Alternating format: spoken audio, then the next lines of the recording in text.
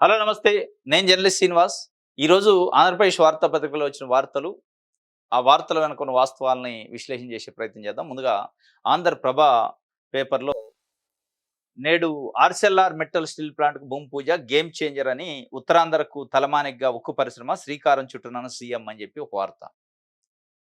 ఈ వార్త పైన Telugu Desam party, Telugu Desam party social media, ముఖ్యమంత్రి గారు, మంత్రివర్గ సభ్యులు పెద్ద ఎత్తున ఒక 1 వీక్ 10 డేస్ నుంచి ప్రచారం చేస్తుంది. మార్చి 23 శంకుస్థాపన చేయబోతున్నారు ఆర్‌సెల్ఆర్ మెటల్. చాలా అద్భుతం జరగబోతుంది అని చెప్పి. ఈ అద్భుతం ఎవరి కోసం? ఈ రాష్ట్రం కోసమా? రాష్ట్ర ప్రజల కోసమా? రాష్ట్ర భవిష్యత్తు కోసమా? అనేది భవిష్యత్తులో తెలిసిద్ది మనకి. ఇది ఒక ప్రైవేట్ కంపెనీ. ఈ ప్రైవేట్ కంపెనీ కోసం అనకాపల్లి జిల్లాలో కొన్ని వందల ఎకరాలు ప్రభుత్వ భూమిని తీసుకెళ్ళి, ప్రజల భూమిని తీసుకెళ్ళి వాళ్ళ చేతిలో పెట్టారు. దాని శంకుస్థాపన. ప్రభుత్వ కంపెనీ గాదు, పబ్లిక్ సెక్టార్ కంపెనీ గాదు, ప్రభుత్వం ఏదైనా కార్యక్రమం తీసుకోలే. కేవలం ఒక ప్రైవేట్ స్టీల్ ఫ్యాక్టరీ శంకుస్థాపన. దానికి మనం ఎందుకు సంబరాలు చేసుకోవాలి? మన ప్రచారం ఏంటి? మన గేమ్ చేంజర్ ఏంది? ఎవరి గేమ్ చేంజరు? మరి ఒకవేళ నిజంగానే ఆర్‌సెల్ఆర్ Mittal company steel company steel plant అక్కడ శంకుస్థాపన చేస్తే ఉత్తరాంధ్రలో అది ఒక గేమ్ చేంజర్ అయితే, ఇప్పటికే ఉన్న విశాఖ స్టీల్ ఫ్యాక్టరీ ఏంటి మరి? అంటే ఒకవైపు విశాఖ స్టీల్ ఫ్యాక్టరీని చంపేస్తూ అంటే పబ్లిక్ లిమిటెడ్ కంపెనీ, పబ్లిక్‌కి సంబంధించిన ప్రభుత్వ కంపెనీని, ప్రభుత్వ ఫ్యాక్టరీని మూసేస్తూ, చంపేస్తూ, దాని ప్లేస్‌లో ఇంకొక ప్రైవేట్ కంపెనీని బతికిస్తంటే, ఇది ఏం గేమ్ చేంజరు? ఎవరికి గేమ్ చేంజరు? రాష్ట్రానికా? రాష్ట్ర ప్రజలకా? లేదంటే ఆర్‌సెల్ఆర్ మిట్టల్‌కా? అయితే గీతే మిట్టల్‌కి గేమ్ చేంజర్. ప్రజలకేం గేమ్ చేంజర్ అయిద్ది? ఇది పూర్తిగా ప్రభుత్వం ఈరోజు పబ్లిక్ కంపెనీల కంటే, పబ్లిక్ లిమిటెడ్ కంపెనీల కంటే, ఇట్లాంటి పబ్లిక్ సెక్టార్ కంపెనీల కంటే, ప్రైవేట్ కంపెనీల వైపు మొగ్గు చూపిస్తుంది. పారిశ్రామికవేత్తలకి, పెట్టుబడిదారులకి మేలు చేసే కార్యక్రమం లెక్క ఉంది. దానికి సంబరాలు చేసుకుంటున్న ప్రభుత్వం. దీనికి సంబంధించిన యాడ్ చూడండి. ఈరోజు ఫుల్ పేజ్ యాడ్. దాదాపు అన్ని పేపర్‌లో ఉంది. శంకుస్థాపన మహోత్సవం. ఆర్‌సెల్ఆర్ మిట్టల్, నిప్పన్ స్టీల్ ఇండియా సమీకృత ఉక్కు పరిశ్రమ రాజయ్యపేట, అనకాపల్లి, ఆంధ్రప్రదేశ్ మార్చి 23, 2026 సోమవారం అని చెప్పి ఒక వార్త. దానికి నరేంద్ర మోడీ గారు, చంద్రబాబు నాయుడు గారు, ఇక యాజ్ యూజువల్‌గా పవన్ కళ్యాణ్ గారు, లోకేష్ గారు, కేంద్ర ఉక్కు శాఖ మంత్రి కుమారస్వామి. ఎవరికి సంబంధం? దేనికి సంబంధం ఇది? ఒకవైపు కొన్ని సంవత్సరాల నుంచి విశాఖపట్నం స్టీల్ ఫ్యాక్టరీకి సంబంధించిన కార్మికులు, ప్రజా సంఘాలు, ప్రజలు, పార్టీలు పెద్ద ఎత్తున పోరాటం చేస్తున్నాయి. దీన్ని కాపాడండి, చంపేయొద్దు. దీన్ని అమ్మొద్దు, ప్రైవేట్ వాళ్ళకి ఇవ్వొద్దు, ప్రైవేటీకరణ చేయొద్దు అని ఒకవైపు వాళ్ళు రోజు నిరసనలు తెలుపుతుండ్రు. ఆ నిరసన కనీసం అంటే కనీసం పట్టించుకోవట్లేదు. ఇంకొక వైపు సంబరాలు చేస్తారు. అనకాపల్లిలో ఆర్‌సెల్ఆర్ మిట్టల్ కంపెనీ శంకుస్థాపన అయితే. దీన్నేమంటారు? విశాఖపట్నం స్టీల్ ఫ్యాక్టరీని ఇది గేమ్ చేంజర్ కాదా? ఇది ఇన్ని దశాబ్దాల పాటు ఈ ఆంధ్రప్రదేశ్‌కి ఆ ఉక్కు, ఆంధ్రుల హక్కు విశాఖ ఉక్కు అని చెప్పి ఒక స్లోగన్ కూడా ఉంది. ఇన్ని దశాబ్దాల పాటు ఈ రాష్ట్రాన్ని బతికించిన ఉక్కు ఫ్యాక్టరీ, విశాఖపట్నం ఉక్కు ఫ్యాక్టరీ పరిస్థితి ఏంది? గేమ్ చేంజర్ కాదా? ఇది క్లోజ్డా? ఇది ఆంధ్రప్రదేశ్ ప్రజలు కోరుకుంటుంది, అడుగుతుంది. దానికి సమాధానం లేదు. మేము గేమ్ చేంజర్ అంటున్నాం కాబట్టి మీరు కూడా గేమ్ చేంజర్ అనాలి అంతే. ఇది మాకు నచ్చింది అని చెప్పే ప్రయత్నం. అక్కడ నిర్వాసితుల బాధ, ఆ నక్కపల్లి ఏరియాలో, రాజయ్యపేట ఏరియాలో రైతులు ఇళ్ళు, వాకిళ్ళు వదిలేసి, పొలాలు వదిలేసి ఎకాఎకిన ఎళ్ళిపోవాలంటే వాళ్ళు దుఃఖంతోనే ఎళ్ళిపోతున్నారు. బలవంతంగా తరలిస్తున్నారు 1 వీక్ నుంచి అక్కడి నుంచి ప్రజల్ని. మాకు శంకుస్థాపన ఉంది. అంతా వీఐపీస్ వస్తారు. మీరు అడ్డం ఉండొద్దు. వాళ్ళ జీవితాలు ఆ భూములతోనా, ఇళ్లతోనా, ఊర్లతోని ముడిపడి ఉన్నాయి. వాళ్ళకి పరిష్కారం లేదు, పరిహారం లేదు. కానీ ఖాళీ చేపిస్తారు. అల్టిమేట్‌గా ఈరోజు ఆర్‌సెల్ఆర్ మిట్టల్ కంపెనీ పునాదేస్తే, శంకుస్థాపన చేస్తే సంతోషమే, తప్పేం లేదు అందులో. కానీ విశాఖపట్నం స్టీల్ ఫ్యాక్టరీని బతికిస్తూ ఏస్తే బాగుండేది. దీన్ని చంపేస్తే ఏస్తాండు. ఒకవైపు విశాఖపట్నం స్టీల్ ఫ్యాక్టరీకి సంబంధించిన భూముల్ని 1100 ఎకరాలు అదానీ కంపెనీకి కట్టబెట్టారు. ఇక రకరకాల కంపెనీలు దాంట్లోకి ఎంటర్ అయితా ఉంటే, ఆ భూములు రోజువారీగా పప్పు, బెల్లం లెక్క అమ్మే కార్యక్రమం, కట్టబెట్టే కార్యక్రమం చేస్తే, ఇంకొక వైపు ఆర్‌సెల్ఆర్ మిట్టల్‌కి ఊపిరి పోస్తానంటే దాని అర్థం ఈ గేమ్ చేంజర్ పారిశ్రామికవేత్తలకు తప్ప, ప్రైవేట్ వాళ్ళకి తప్ప, పెట్టుబడిదారులకు తప్ప, ప్రజలకు గాదు, రాష్ట్రానికి గాదు అనేది ప్రజలు అనుకుంటున్న పరిస్థితి, మాట్లాడుకుంటున్న పరిస్థితి. ఇది ఒక వార్త ఆంధ్రప్రభ ఇచ్చింది. ఇంకోటి హైదరాబాద్ ప్లస్ నగరంగా ఏపీ రాజధాని. అప్పుడు అక్కడ ఐటీ, ఇప్పుడు ఇక్కడ క్వాంటము. చరిత్రలో నిలిచేది మన ముందు చూపు నిర్ణయాలే. అబ్బురపడేలా అమరావతి. అబ్బురపడేలాగా అమరావతి ఉంటదా? హైదరాబాద్‌కు మించి ఉంటదంటాండు చంద్రబాబు నాయుడు గారు. హైదరాబాద్‌కు మించి అమరావతి రాజధాని అయిద్దంటారు. హైదరాబాద్‌కి మించడానికి హైదరాబాద్ వేరు, అమరావతి వేరు. హైదరాబాద్ కొన్ని శతాబ్దాల చరిత్ర ఉంది. దానికి ఇప్పటిది కాదు. చంద్రబాబు నాయుడు గారే ముఖ్యమంత్రి చేయాలా, రాజశేఖర రెడ్డి ముఖ్యమంత్రి చేయాలా, ఒక ఎక్స్‌వైజెడ్ కేసీఆర్ కాదు, రేవంత్ రెడ్డి కాదు. దీనికి ముఖ్యమంత్రులు చేశారు. నైజాం ప్రభుత్వం పరిపాలించింది. చాలా మంది పరిపాలించారు. చాలా మందిని చూసిందది. హైదరాబాద్ గ్రాడ్యుయల్‌గా సహజసిద్ధంగా దానికి అభివృద్ధి అయ్యే నేచర్ ఉంది. అదొక పందా. సరే దాంట్లో ఎవరి పాత్ర వాళ్ళది. చంద్రబాబు నాయుడు గారి పాత్ర ఉంది. రాజశేఖర రెడ్డి గారి పాత్ర ఉంది. కేసీఆర్ పాత్ర ఉంది. దాన్ని అభివృద్ధి చేయటంలో. ప్రతి రాష్ట్ర ఈ రాష్ట్రానికి ముఖ్యమంత్రి చేసిన ప్రతి ముఖ్యమంత్రి పాత్ర ఉంది. దాంట్లో తీసేసేది లేదు. దాంట్లో కాస్త సాఫ్ట్‌వేర్ రంగంలో చంద్రబాబు నాయుడు గారు తనదైన ముద్ర ఏసిండు, అభివృద్ధి చేసిండు. అదొక కనపడుతుంది మనకి. కానీ దీన్ని చూపించి దీనికంటే పెద్ద రాజధాని నేను కడతా అని చెప్పి ఇప్పటికే 53,000 ఎకరాలు సమీకరించారు. ఇప్పుడు మళ్ళా రెండో దశలో ఒక 20,000 ఎకరాలు సమీకరిస్తున్నారు. ఈ సమీకరణలో ఉన్నంత స్పీడు అభివృద్ధిలో లేదు. మాటల్లో ఉన్నంత స్పీడు చేతల్లో లేదు. హైదరాబాద్ ఐటీకి హబ్ అయితే అమరావతి క్వాంటమ్ వ్యాలీకి హబ్ అయిద్దంటున్నారు. అయితే సంతోషమే. ఇప్పటికీ భూములు ఇచ్చిన రైతులకు న్యాయం లేదు అక్కడ. వాళ్ళు అన్యాయం జరుగుతుందని జేఏసీగా ఏర్పడ్డారు. ఉద్యమానికి పిలిపించారు. వాళ్ళ ముందు న్యాయం చేయండి వాళ్ళకి. వీటన్నిటికంటే ముఖ్యం ఇంకొక చాలా బాధాకరమైన విషయం ఏందంటే అమరావతి విశ్వనగరం, అమరావతి హైదరాబాద్ కంటే మించిద్దని చెప్పుకుంటే అమరావతి ఎట్లా నిర్మిస్తున్నారు? ఎవరు నిర్మిస్తున్నారు? అప్పులతోని. ప్రపంచ బ్యాంక్ నుంచి, ఏడీబీ బ్యాంక్ నుంచి అప్పులు తీసుకొచ్చి ఇది అమరావతి ఈరోజు అప్పుల రాజధాని అయింది. అసలు అప్పుల రాజధానే ప్రజల రాజధాని. ఈ అప్పులు ఎవరు కట్టాలి? ప్రజలే భూములు ఇయ్యాలి. ప్రజలే త్యాగం చేయాలి. మళ్ళా ప్రజల పైన అప్పులు. కానీ ఈ రాష్ట్రాన్ని ఏలే నాయకులు మేమే అద్భుతాలు చేసినాం, మేమే నిర్మించినాం అని చెప్పే పరిస్థితి. ప్రజల త్యాగాల ముందు మీరు చేసే అభివృద్ధి ఎంత? నేను చరిత్రలో నిలిచిపోతాను, నా విజను నేను నా ముందు చూపు అని చెప్తున్నాను. మరి చరిత్రలో నిలిచిపోతే 2015లో స్టార్ట్ చేసిన అమరావతి ఈ రోజు వరకు కూడా అక్కడే ఎందుకుంది? మధ్యలో జగన్మోహన్ రెడ్డి 5 సంవత్సరాల పాటు 3 రాజధానులు అన్నాడు. అదొక అబ్స్ట్రక్షన్ అయింది. ఇప్పుడేంటి 20 నెలలు పరిపాలన అయింది. 20 నెలల్లో కనీసం మీరు రెండోసారి అధికారం చేపట్టిన తర్వాత ముఖ్యమంత్రిగా భారత పార్లమెంట్‌లో ఆంధ్రప్రదేశ్ రాజధాని ఏంటి? ఆంధ్రప్రదేశ్‌కి ఫలానా రాజధాని ఉందని కనీసం ఒక గెజిట్ చేయగలిగారా? గెజిట్‌లో పెట్టించగలిగారా? అభివృద్ధి తర్వాత దేవుడెరుగు. కానీ అప్పులు మట్టికి మూటగట్టారు. ఇది అమరావతి అప్పుల రాజధానా? లేదా ప్రజల రాజధానా? రాష్ట్ర రాజధాని అని ఒక అనుమానం అయితే వస్తుంది. దానికి సంబంధించి సాక్షి పేపర్ ఒక వార్త రాసింది. అమరావతి అప్పుల కథని. వీళ్ళేమో నేను విశ్వనగరం చేస్తా అని ఒకవైపు చెప్తుండు. డిజైన్‌లకే 400 అయినాయట. అమరావతి గవర్నమెంట్ కాంప్లెక్స్ డిజైన్‌ల వ్యయంలో బాబు సర్కార్ వరల్డ్ రికార్డు. డిజైన్‌ల పేరుతో ఒకసారి, ఆర్కిటెక్చర్ డిజైన్‌లకు మరొకసారి విచ్చలవిడిగా వ్యయము. ఏబీసీ మాస్టర్ ఆర్కిటెక్ట్‌గా 2016లో జపాన్ సంస్థ మకి అసోసియేట్స్ ఎంపిక. కారణాలు చెప్పకుండానే ఆ టెండర్ రద్దు. ఏపీలో పారదర్శకత ఉండదు. అంతా లోపాయికారి ఒప్పందాలన్న మాకి చైర్మన్ భూమిహికో.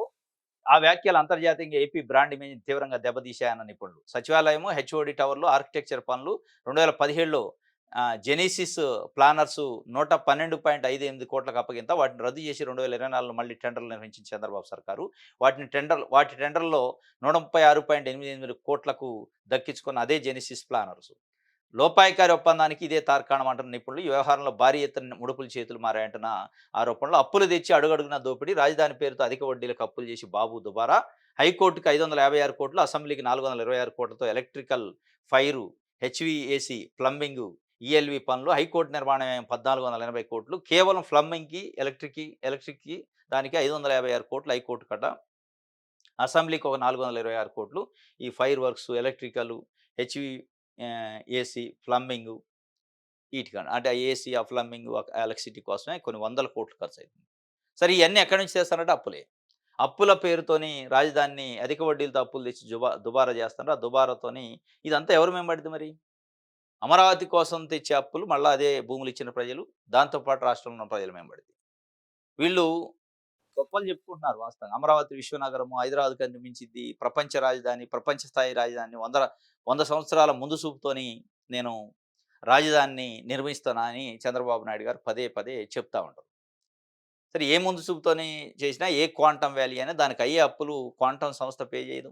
లేదా మీరు ఏ ప్రైవేటు సంస్థలకైతే భూములు అప్పజెపుతారో వాళ్ళు పే చేయరు. మళ్ళా పే చేయాల్సింది అప్పుల పాలయ్యేది ప్రజలే. ఆ రాజధాని పేరుతోని మళ్ళా ప్రజలపైన అప్పులేస్తారు. ప్రజలే అప్పుల పాలైతరు. ప్రజలు అప్పులు పే చేయాలి. మీరు ముఖ్యమంత్రులు చేస్తారు, మంత్రులు చేస్తారు, మీరు దిగిపోతారు.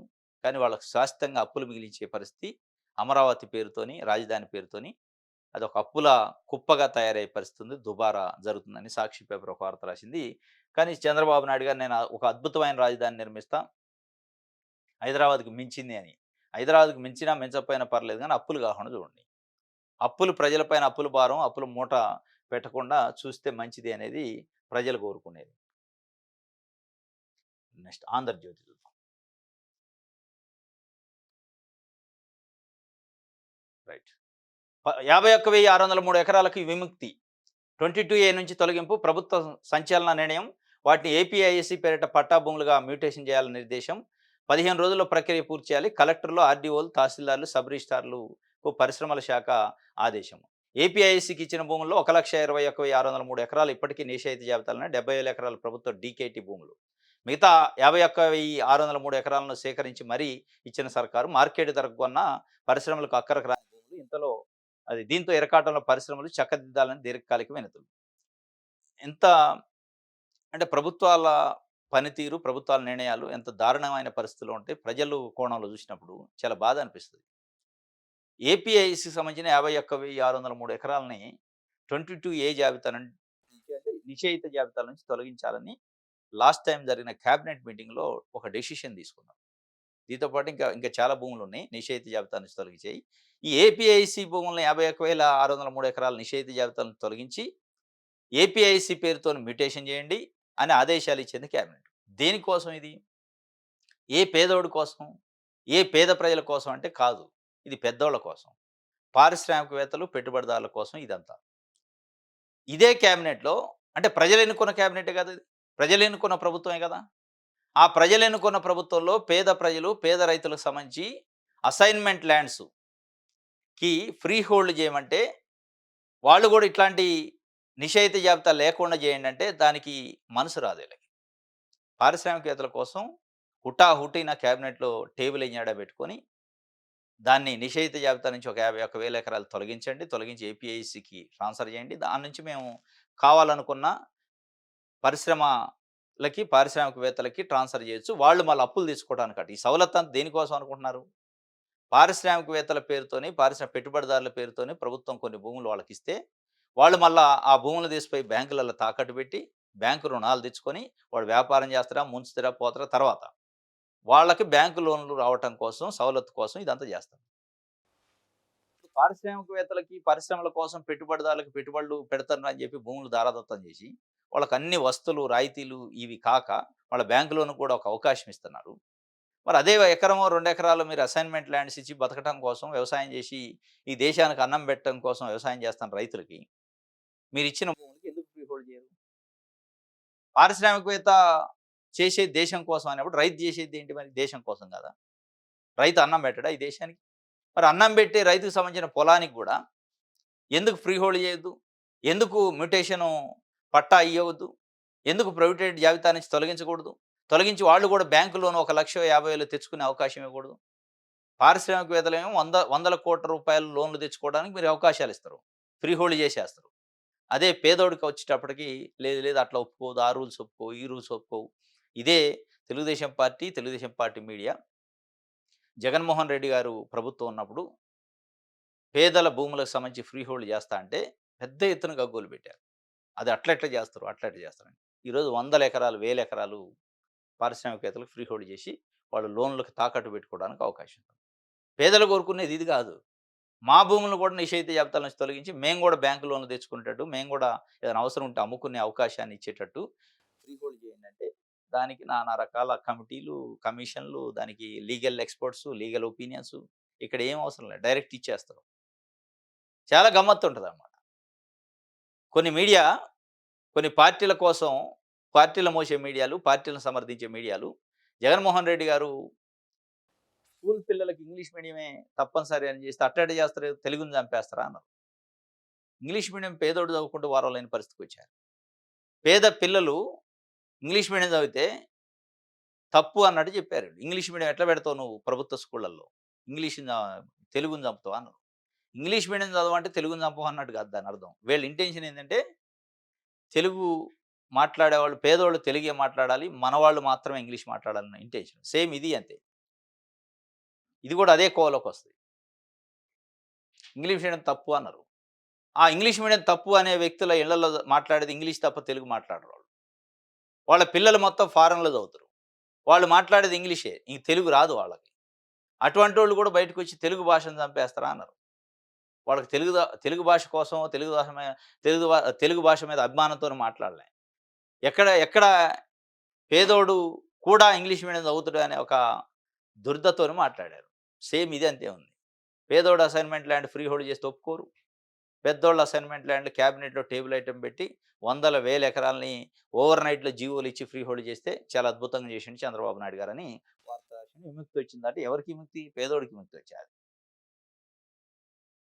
ఇది ఒక వార్త.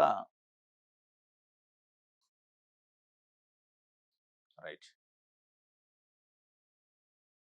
ఇది 'ఆంధ్రజ్యోతి'కి సంబంధించి. ఈనాడు చూద్దాం.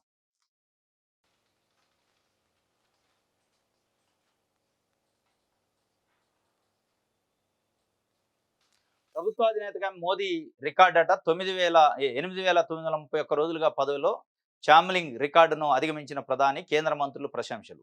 సిక్కిం మాజీ ముఖ్యమంత్రి పవన్ కుమార్ చామ్లింగ్ అని ఆయన పేరిట ఒక రికార్డు ఉంది. 8,930 రోజులు ఏకధాటిగా ముఖ్యమంత్రి పదవి అంటే ప్రభుత్వాధినేతగా వ్యవహరించిన రికార్డు ఆయనకే ఉంది దేశంలో. అది అధిగమించాడు నరేంద్ర మోడీ నిన్నటితోని ఈయనది కూడా 8,931 రోజు అంటే చామ్లింగ్ అధిగమించిండు. నరేంద్ర మోడీకి ఉన్న నేపథ్యం ఏందంటే వరుసగా 2001 నుంచి 2014 మే 27 వరకు వరుసగా గుజరాత్ అత్యధిక కాలం ముఖ్యమంత్రిగా పనిచేసిన వ్యక్తిగా చీఫ్ మినిస్టర్ ఆఫ్ గుజరాత్‌గా చేసిన అదొక రికార్డ్ ఉంది. దాంతో పాటు ఇప్పుడు ప్రధానమంత్రిగా వరుసగా మూడోసారి ప్రధానమంత్రిగా వ్యవహరిస్తున్న ఆ రికార్డు ఉంది. అంతకుముందు జవహర్లాల్ నెహ్రూ, ఇందిరాగాంధీ టాపెస్ట్ ఎక్కువ రోజులు పనిచేసిన ప్రధానమంత్రుల రికార్డు ఉంది. ఆ ఇందిరాగాంధీ రికార్డును కూడా బ్రేక్ చేసిండు మోడీ. ఇప్పుడు నెహ్రూ రికార్డ్ ఒక్కటే ఉంది. నెహ్రూ 16 సంవత్సరాల పాటు పనిచేసిండు ప్రధానమంత్రిగా. ఒక నెహ్రూ రికార్డ్‌ను కూడా బ్రేక్ చేయాలంటే మళ్ళొక్కసారి గెలవాలి నరేంద్ర మోడీ. ఫోర్త్ టైమ్ గెలిస్తే ఫోర్త్ టైమ్ ప్రధానమంత్రి అయితే అప్పుడు ఆ 16 సంవత్సరాలు ఇప్పుడు ఇప్పుడు ఈ టైమ్ కంప్లీట్ అయితే 15 పూర్తయింది. నెక్స్ట్ గెలిస్తే 16 పూర్తయితే అప్పుడు నెహ్రూ రికార్డ్‌ను కూడా బ్రేక్ చేస్తాడు. భారతదేశంలో అత్యధిక కాలం ప్రధానమంత్రిగా చేసిన రికార్డ్ కూడా అది వచ్చే అవకాశం. ఇప్పటికైతే అత్యధిక కాలం, అత్యధిక రోజులు ప్రభుత్వాధినేతలుగా పనిచేసిన రికార్డ్‌ని బ్రేక్ బద్దలు చేసిండు చామలింగిది నరేంద్ర మోడీ. దీంట్లో ఇంకొక రికార్డ్ ఏముందంటే మొత్తం ఇప్పటివరకు భారతదేశానికి ప్రధానమంత్రిగా చేసిన వ్యక్తులలో నరేంద్ర మోడీ మాత్రమే స్వతంత్ర భారతదేశంలో పుట్టిన ప్రధానమంత్రి. అంటే స్వాతంత్రానికంటే ముందు పుట్టినోళ్ళే ఇప్పటివరకు ప్రధానమంత్రిగా చేశారు మన్మోహన్ సింగ్ వరకు. వాజ్పేయి కావచ్చు, మన్మోహన్ సింగ్ కావచ్చు, అంతకుముందు పనిచేసిన పివి నరసింహరావు కావచ్చు, మిగతా వాళ్ళంతా కూడా ఇందిరాగాంధీ కావచ్చు, వాళ్ళంతా మన భారతదేశానికి స్వాతంత్రం రాకముందు బ్రిటిష్ భారతదేశంలో పుట్టినోళ్ళు. కానీ నరేంద్ర మోడీ స్వాతంత్రం వచ్చిన తర్వాత పుట్టిన ప్రధానమంత్రి అన్నమాట. అదొక రికార్డ్ కూడా ఉంది. కంటిన్యూషన్‌గా ప్రధానమంత్రిగా ఇప్పుడు మూడోసారి చేస్తాడు. నాలుగోసారి చేస్తే ఆ రికార్డ్ బద్దలైంది. ఇది ప్రభుత్వాధినేతగా మెగా రికార్డు బ్రేక్ చేసిండట మోడీ అని ఒక వార్తని ఈనాడు ఇచ్చింది. రైట్. విషయాలందరూ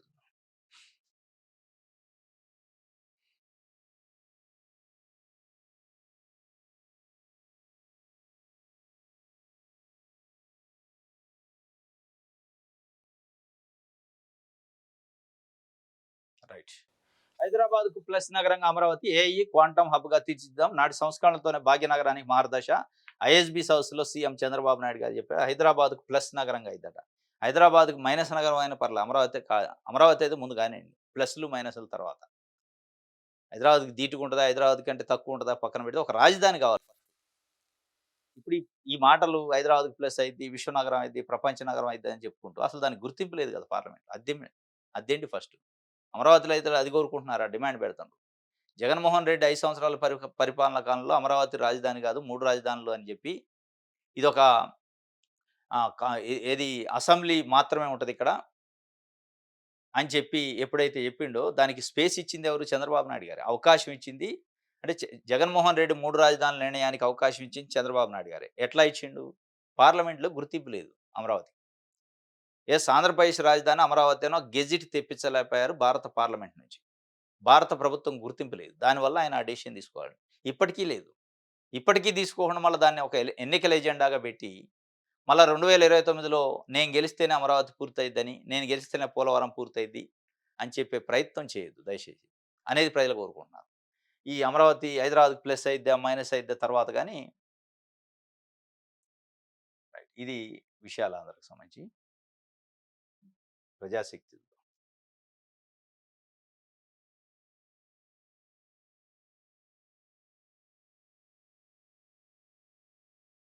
రైట్. ఇది ఈరోజు న్యూస్ అనాలిసిస్. రేపు తాజా వార్తలతోని తిరిగి కలుసుకుందాం. Thank you.